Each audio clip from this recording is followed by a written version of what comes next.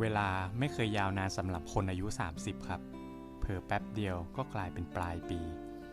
เพื่อนบางคนหายไปในความเงียบความฝันบางอย่างกลายเป็นของเก่าของเล่นบางชิ้นหายไปในลิ้นชัก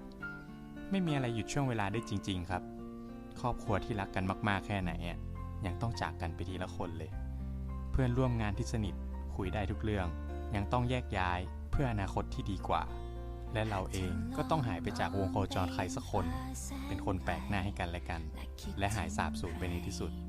ทิ้งไว้แค่รายชื่อในสมุดเช็คชื่อในวัยเรียนเพื่อเป็นสิ่งที่การันตีได้ว่าวันเนี้ยเราเดินทางมาไกลมากๆวันหนึ่งจะรู้ว่าการไม่มีเวลาไม่ใช่ข้ออ้างครับแต่มันคือความจริงของชีวิตวัยนี้เวลาที่มีไม่พอสำหรับทุกสิ่ง